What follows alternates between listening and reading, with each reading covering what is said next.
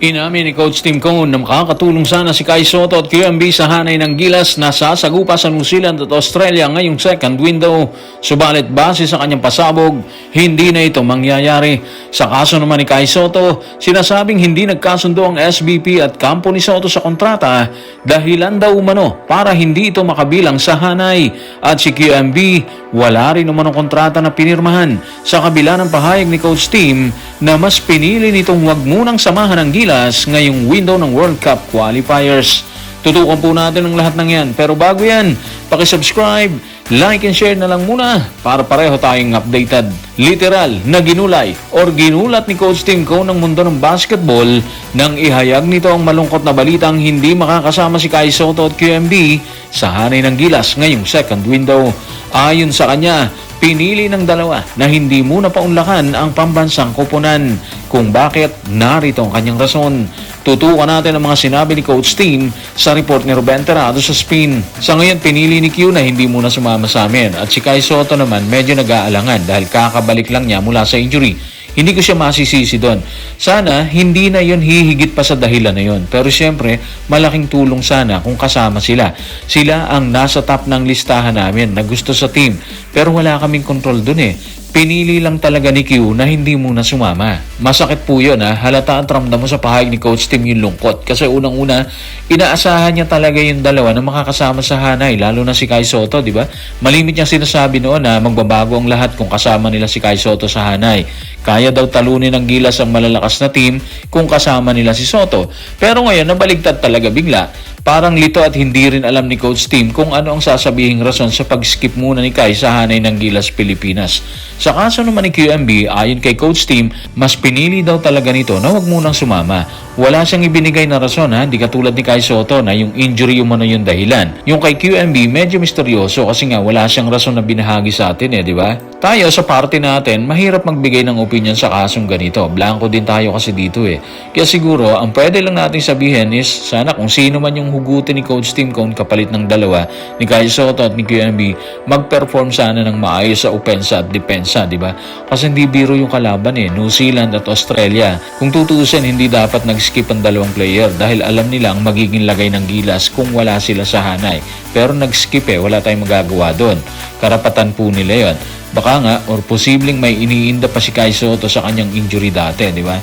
Pero kung titingnan mo ang stats ni Kai sa bilig nitong nagdaang bakbakan, grabe yun Kumakamada na siya ng double-double. 15 points at 15 rebounds. Yun ang huling panood natin sa kanya. Parang hindi mo talaga iisipin na may dinaramdam pa siya doon. Anyway, ibigay natin yung respeto sa kanila kay QMB at kay Kai Sotto. Sabi nga natin, karapatan nilang mag-skip muna Ang problema, yung ating mga kababayan, may kanya-kanya na silang hinala kung bakit hindi sumama yung dalawa sa hanay ngayong second window. Actually, karapatan din ng ating mga kababayan na magbigay ng kanilang opinyon. Nasaktan din kasi sila sa nangyari Umasa din sila na makakasama yung dalawa pero bokya pala.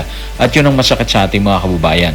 Umasa pero nabigo. Halos kasabay ng pagputok ng balitang hindi kasama sa hanay si QMB at Kai Sotto, lumabas naman ang ulat ni Homer Saison tungkol sa nasabing issue. Ayon sa kanya, may impormasyon umanong hindi nagkasundo ang SBP at kampo ni Kai sa kanyang kontrata.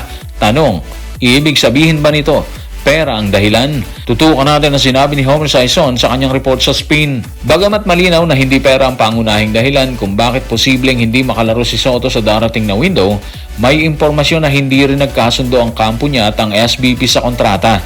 Ayon sa ilang source, inalok umano si Kai ng 2,000 retainer at humigit kumulang na 10,000 dolyar na engagement fee. Malayo sa kontratang pinirmahan niya noong 2023 FIBA World Cup na iniulat na nasa 6 figures ng US dollars. Bali 12K kung maglalaro siya para sa bayan. Linawin lang natin malinaw naman na injury ang sinasabing rason ni Kai bakit hindi siya makakapaglaro sa Gilas ngayong window, di ba? Sinabi ni Coach Tim Cone yan Pero yung mga ganitong balita mga playoffs, katulad ng hindi pagkakasundo nila ng SBP at siguro yung kanyang management team sa pangunguna siguro ng Wasserman at ni Tony Ronzone, hindi mo pwedeng isang tabihan. Parang mapapaisip ka talaga. At bukod kay Homer Saison, nagpasabog din si PBA Insider. Ito yung sabi niya sa kanyang tweet.